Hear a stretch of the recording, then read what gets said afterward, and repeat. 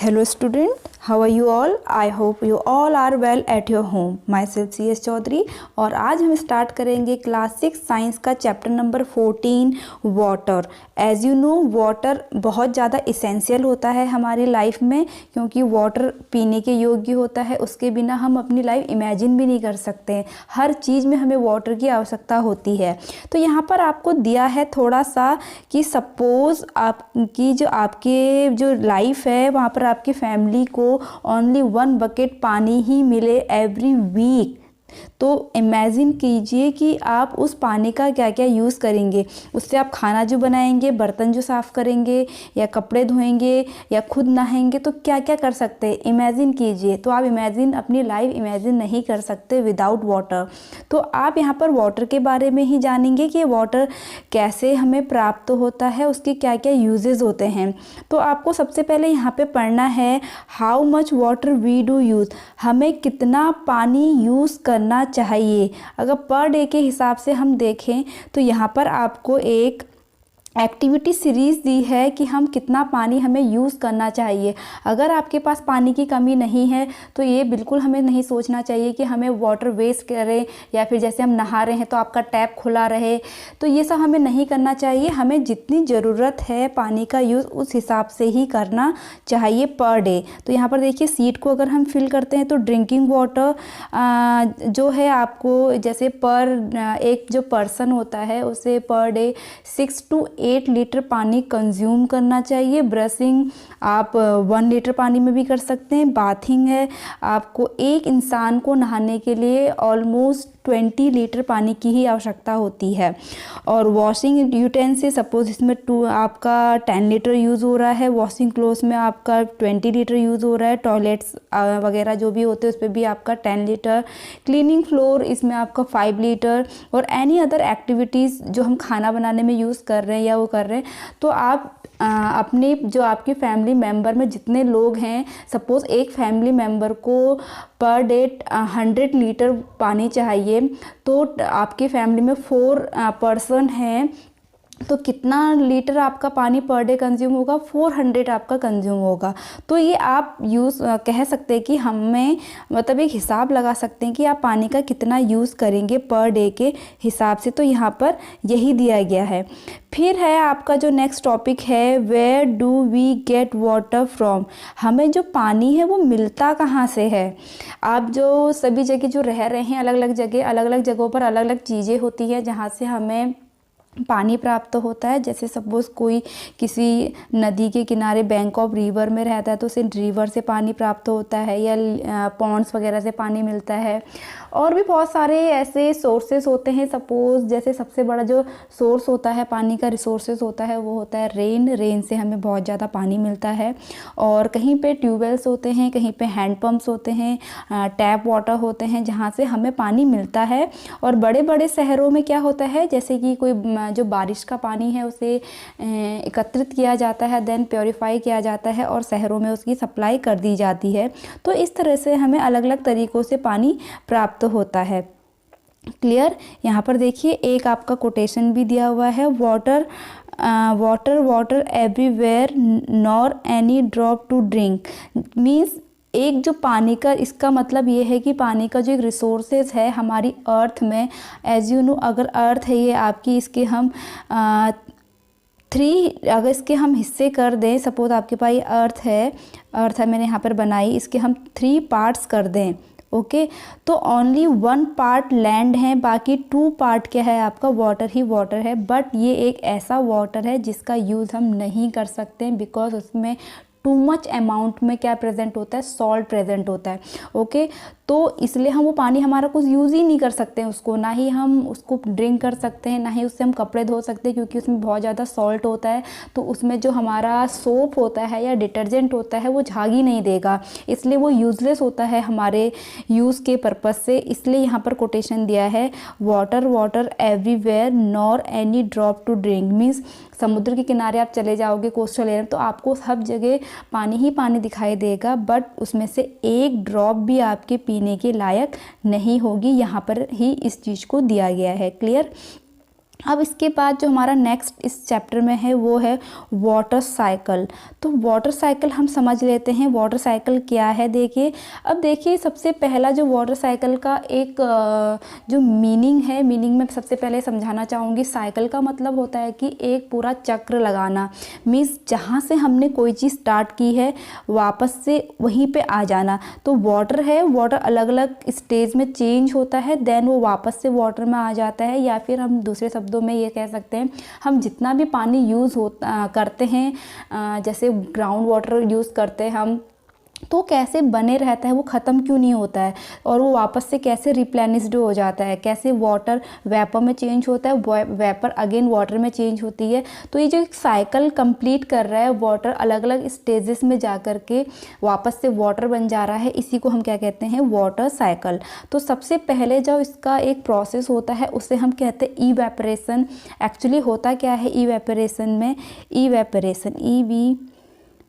Evaporation एक सबसे first process है इवेपोरेशन। इसमें देखिए क्या होगा, इसका अगर मैं डेफिनेशन कहूँ तो इसकी डेफिनेशन ये होती है कि the change of water into water vapour is called evaporation. Clear. तो यहाँ पर क्या होगा, देखिए यहाँ पर जो वाटर है, हमारे जो लैंड में जितनी भी वाटर बॉडीज़ प्रेजेंट है या ओशियन का जो वाटर है, वो in the presence of sunlight वो चेंज हो जाता है वेपर में, हीट को एब्जॉर्ब करके। क्लियर। तो हमारी जो एटमॉस्फेयर में वो जो वेपर है वो आ जाती है और वो एयर के साथ कहाँ चले जाती है, ऊपर एटमॉस्फेयर में चले जाती है, हमारे जहाँ पर फिर क्लाउड का फॉर्मेशन होता है। तो यहाँ पर भी जो हमारे कपड़े सूखते हैं, आपने देखा होगा हम कपड़े धोते हैं, बाहर धूप में डालते हैं तो थोड़ी देर बाद वो सूख जाते हैं। वो क्या प्रोसेस हो रही है, वहाँ पर भी इवेपोरेशन की प्रोसेस हो रही है, क्योंकि जो हमारे क्लोथ्स हैं उसमें वाटर की जो ड्रॉप्स है वो रहती है और इन द प्रेजेंस ऑफ सन वो वाटर किस में चेंज हो जाता है, वेपर में चेंज हो जाता है और एटमॉस्फेयर में आ जाता है और हमारे जो कपड़े होते हैं वो ड्राई हो जाते हैं। तो इसलिए कपड़ों का सूखना भी जो एक फिनोमिनन है वो एक क्या है, वाटर इवेपोरेशन की प्रोसेस है। क्लियर। और इसके अलावा देखिए कहाँ कहाँ से इवेपोरेशन होता है, जैसे कि मैंने अभी वाटर बॉडीज़ एंड ओशियन का बताया, उसी तरह से जो लॉस ऑफ वाटर बाय इसमें प्लांट्स दिया गया है, इसमें से देखो लॉस ऑफ वाटर क्या होगा।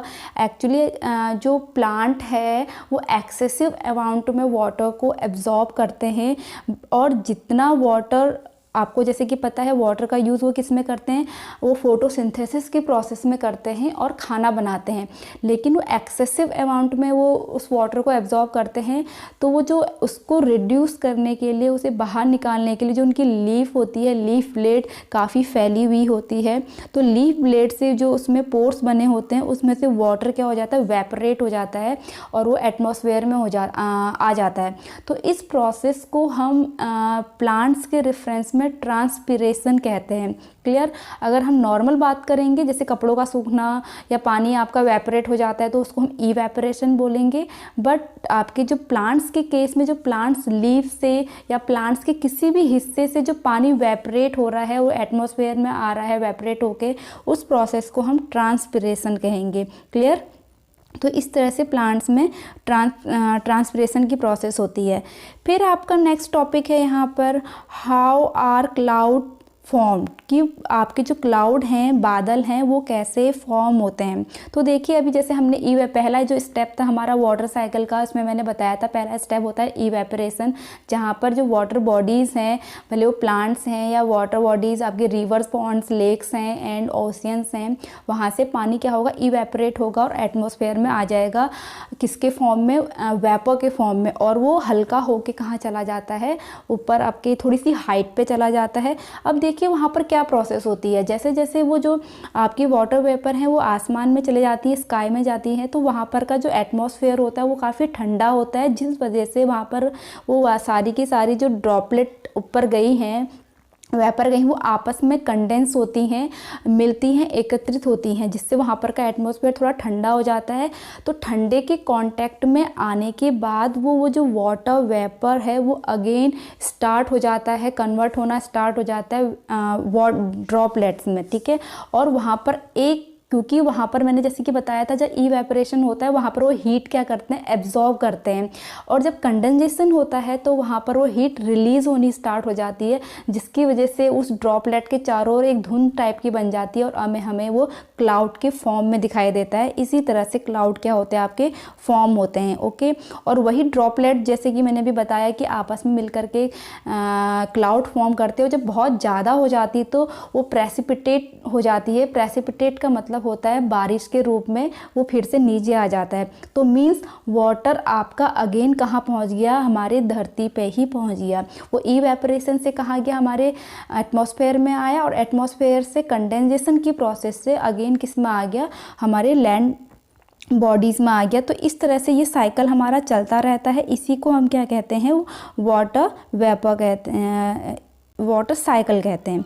फिर है बैक टू द ओशियन। यहाँ पर यही प्रोसेस बताई है, जैसा कि मैंने अभी बताया कि जो ओशियन का जो वाटर है वो वेपरेट हुआ, और वहाँ पे का जो सॉल्ट है, जैसे कि मैंने बताया था ओशियन में सॉल्ट होते हैं।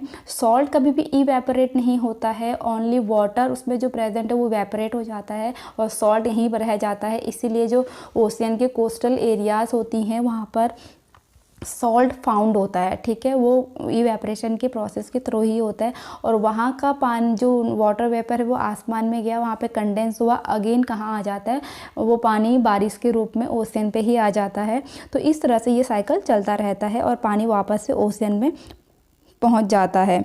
और यही बारिश जब लैंड एरिया में होती है तो वहाँ पर जो ग्राउंड वाटर है वो दोबारा से क्या हो जाते हैं, रीप्लेनिश्ड हो जाते हैं। ओके, क्योंकि हम जो पानी है ग्राउंड वाटर का वो सक करके, जैसे बोरवेल है, ट्यूबवेल है, हैंडपम्प में से ऊपर खींच रहे हैं, तो पानी तो कभी ना कभी ख़त्म होगा, लेकिन वो ख़त्म नहीं होता है। क्यों? उसके पीछे रीज़न यही है, वो बारिश होती है तो अगेन जो वाटर बॉडीज़ हैं या अंडरग्राउंड वाटर है वो दोबारा से रीप्लेनिश्ड हो जाती हैं। क्लियर?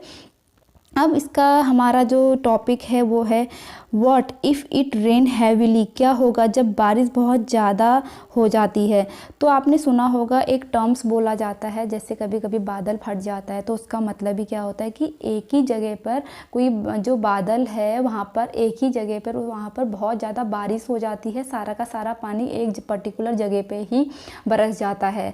तो उसी को हम कहते हैं कि बादल का फटना। और बहुत ज़्यादा बारिश होगी तो आपको यहाँ पर जैसा कि ड्रॉ में भी दिखाई दे रहा है, तो वहाँ पर क्या आने लग जाती है, फ्लड आ जाता है, बाढ़ आ जाती है, जिससे लोगों की जो लाइफ है वो अस्त व्यस्त हो जाती है। ओके, यहाँ पर देखिए आपको वाटर साइकिल का ड्रॉ भी दिखाया गया है। इसमें देखिए क्या दिखाया है, जो वाटर बॉडी से उसमें से वाटर वेपरेट होकर के ऊपर जा रहा है और ऊपर जा कर के क्लाउड फॉर्म हो रहे हैं, और जब वो ठंडे हो जा रहे हैं तो वापस से बारिश बन के नीचे ही आ जा रहा है। तो एक प्रकार से नीचे का पानी नीचे ही रह रहा है। तो देखिए यहाँ पर बहुत ज़्यादा हैवी बारिश होने से यहाँ पर a scene of flooded area दिखाया गया है कि जब बहुत ज़्यादा बारिश होती है तो फ्लड आ जाती है और जो लोगों का जीवन है वो अस्त व्यस्त हो जाता है। अब इसके बाद जब बारिश बहुत कम होती है तो तब क्या होता है, जब बारिश बहुत कम होगी तो सूखा पड़ जाता है। उस कंडीशन को हम क्या कहते हैं, ड्रॉट। क्योंकि प्लांट्स हैं वो अपना खाना नहीं बना पाएंगे, उनको पानी की ज़रूरत है, हमें कोई पानी नहीं मिलेगा, तो वहाँ पर सूखे की स्थिति उत्पन्न हो जाती है। अब इस चैप्टर का जो लास्ट टॉपिक है वो है how can we conserve water. हम पानी को कैसे कंजर्व कर सकते हैं, उसका संरक्षण कर सकते हैं। तो आपको जैसा कि पता है, जो हमने स्टडी में करा कि हमें एक टेबल बनानी चाहिए कि हमें कि कितना जो पानी है उसको रोज़ यूज़ करना चाहिए। हमें वेस्ट वाटर बिल्कुल भी नहीं करना चाहिए। अगर टैप खुला है तो उसे बंद कर देना चाहिए। जहाँ पे भी कभी लीकेज हो वहाँ पर उसकी मरम्मत करनी चाहिए। तो इस हिसाब से हम छोटे छोटी चीज़ें, छोटे छोटे स्टेप लेकर के पानी को कंजर्व कर सकते हैं, उसका संरक्षण कर सकते हैं। और इसी तरह से हमें सबसे जो बड़ा रीज़न होता है वो प्लांट है। प्लांट को जो डिफॉरेस्टेशन हो रहे हैं उसकी वजह से बारिश नहीं हो रही है और जो सूखा है, ड्रॉट है, उसकी कंडीशन पैदा हो जाती है। इसलिए हमें ज़्यादा से ज़्यादा पेड़ लगाने चाहिए। इस तरह से हम वाटर को क्या कर सकते हैं, कंजर्व कर सकते हैं। और दूसरा यहाँ पर दिया है, देखिए रेन वाटर हार्वेस्टिंग एक यहाँ पर मेथड दिया है। यहाँ पर देखिए आपको जैसा कि यहाँ पे ड्रॉ पे भी दिखाई दे रहा है, एक घर है, उसकी छत में पानी जो इकट्ठा होता है वो पाइप के थ्रू एक अंडरग्राउंड जो टैंक बनाए गए हैं वहाँ पर पानी वो संरक्षित हो जाता है, जिससे फिर वो उस पानी का हम यूज़ कर सकते हैं, वो वेस्ट नहीं जाता। इस प्रकार से हम रेन वाटर का भी हार्वेस्टिंग कर सकते हैं। तो यहाँ पर यही चीज़ें दी गई थी, आपका वाटर क्या है, कैसे वो हमारे अर्थ में हमेशा बना रहता है और कितना पानी पीने के योग्य है और कितना नहीं है। तो पीने के योग्य पानी है वो बहुत कम है, जैसा कि हमने इस चैप्टर से समझा। और इस वाटर को जो वाटर साइकिल क्या है हमने ये भी समझा, और पानी का संरक्षण कैसे कर सकते हैं हमने ये भी समझा। आई होप आपको ये चैप्टर अच्छे से समझ में आया हो। अगर आपको ये वीडियो मेरा पसंद आया हो तो प्लीज़ लाइक कीजिए, कमेंट्स कीजिए, शेयर कीजिए, and please subscribe my channel CS पाठशाला। मैं मिलूँगी अपनी नेक्स्ट वीडियो के साथ चैप्टर नंबर 15 को लेकर। तब तक के लिए स्टे ट्यून, बाय बाय।